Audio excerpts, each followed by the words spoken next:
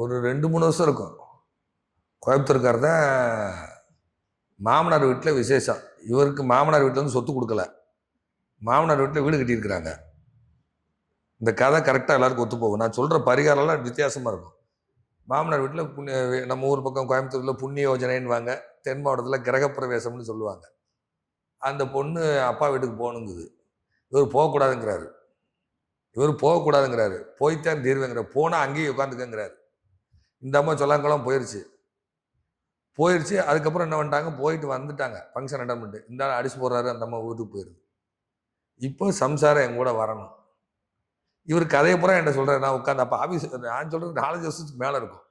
உட்காந்து கதையை பூரா கேட்டே இருக்கேன். சொல்லுங்க அப்போ பூரா சொல்கிறாரு அவர். இப்போ என் சம்சாரம் எங்கள் வீட்டுக்கு கூட வரணும், டைவர்ஸ் நோட்டீஸ் அனுப்பிச்சிட்டா இப்போ என் கூட சேரணும். இப்போ கேரளாவில் அதுக்கு ஒரு கோயில் இருக்குது. அதெல்லாம் சொல்லிட்டு தாட்சாயினி அம்மன் கோவில்,